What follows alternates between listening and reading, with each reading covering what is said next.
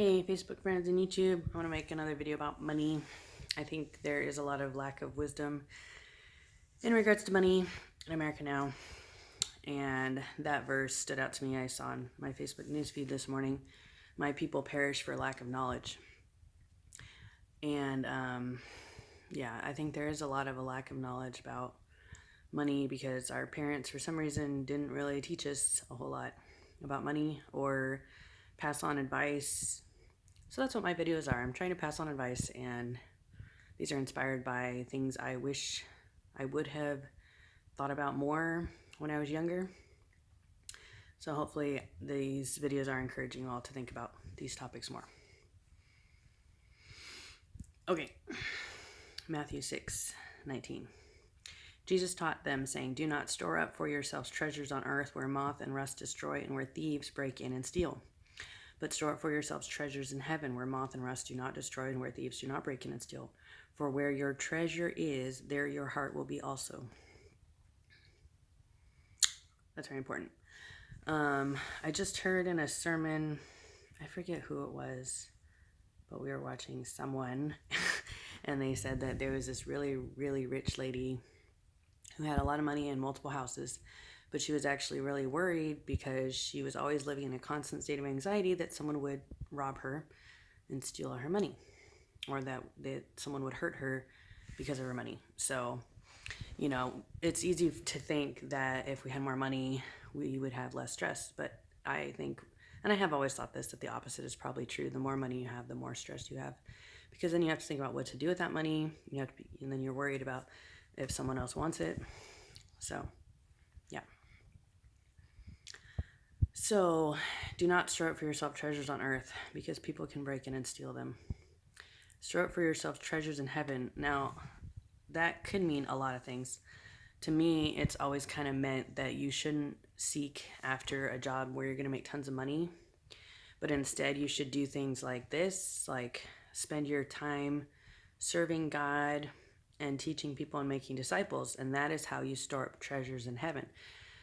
But of course, that verse has often been interpreted to mean you give all of your money to a church, which I don't agree with. I mean, in Acts, they didn't have church buildings. They just met in houses. So this whole church building thing is crap, really, honestly. It is. Like, you should be able to just meet up with some Christian people in your house and have a Bible study for free, and that should be your church. Or do stuff like this, make videos, watch videos.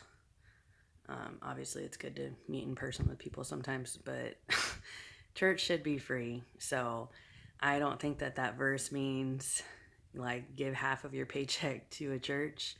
I think there's a lot of greed in that and a lot of, potential con artist stuff going on.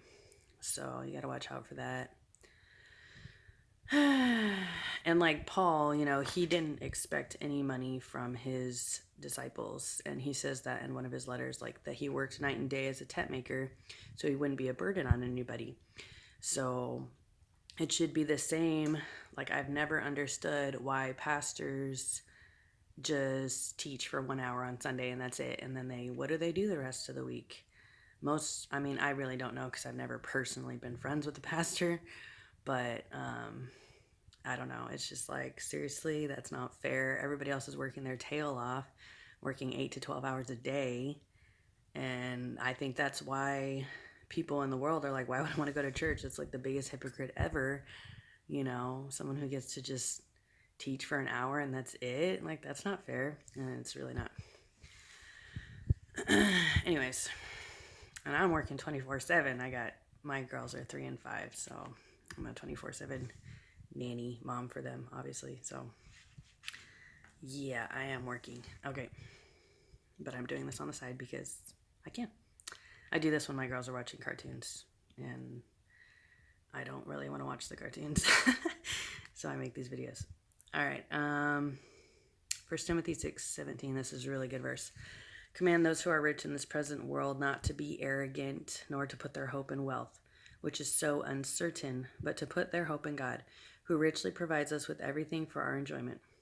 Command them to do good, to be rich in good deeds, and to be generous and willing to share. In this way, they will lay up treasure for themselves as a firm foundation for the coming age, so that they may take hold of the life that is truly life. So anyone who's rich, should be sharing with other people, which I guess that is what the bankers do now with giving people loans. But in the end, it's kind of more like extortion because the interest is so ridiculous and you end up paying so much in interest. I remember when I bought my car, it was like the sticker price was like $12,000, and then a coworker calculated it out for me, and he's like, "This is how much you're going to be paying for the car," and it was like $25,000 with interest. So I was paying twice the amount, you know.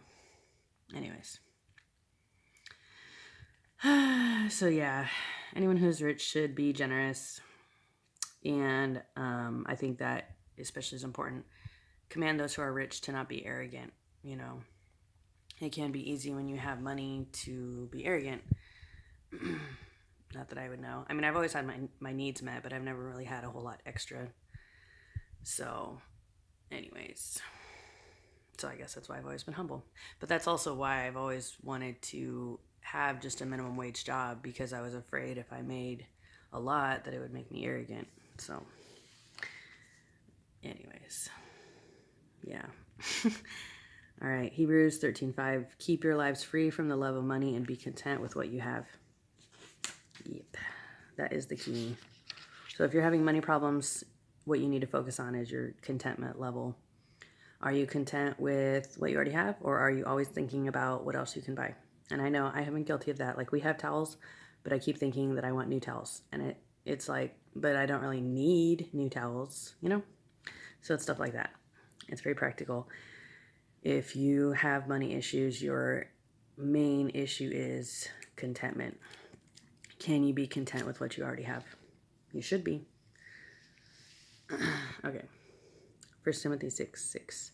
Godliness with contentment is great gain, for we brought nothing into the world, and we can take nothing out of it.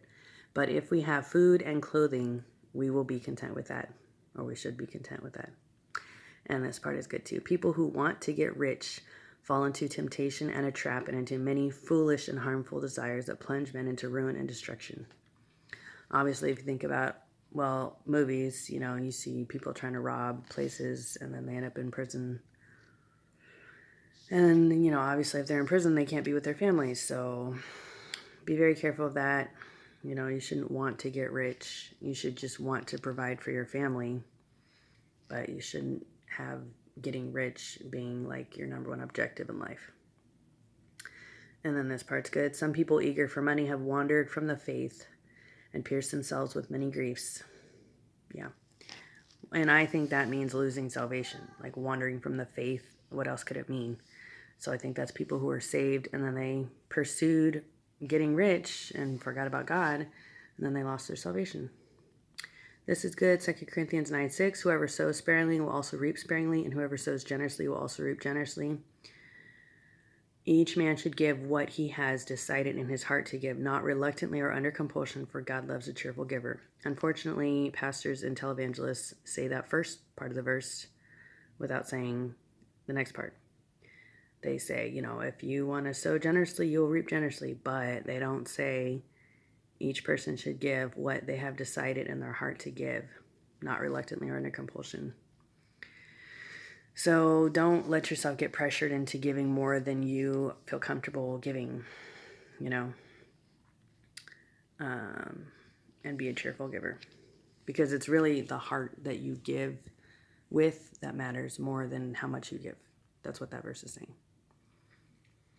Malachi 3:10, bring the whole tithe into the storehouse, that there may be food in my house. Test me in this, says the Lord Almighty, and see if I will not throw open the floodgates of heaven and pour out so much blessing that you will not have room enough for it. This verse is referenced a lot in regard to tithing, but it's interesting because he says that there may be food in my house.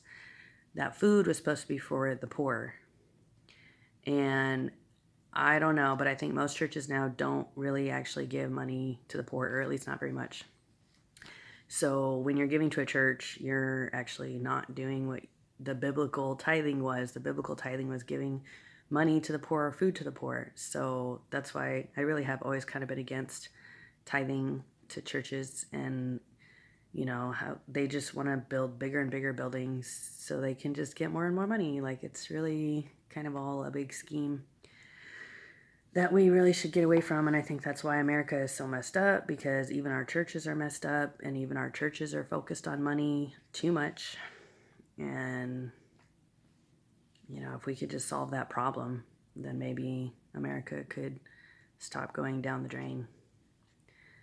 So, anyways, be careful about loving money. Obviously, it's really serious and it can cause you to lose your salvation. So, I hope that that video helped you all. And if you want to pass it on to someone else, that would be great. I mean, like, tell someone else about this video. And my YouTube link is on my Facebook page if you guys want to check it out. That will lead you to, like, all my videos. So, may God bless you all. Have a great day.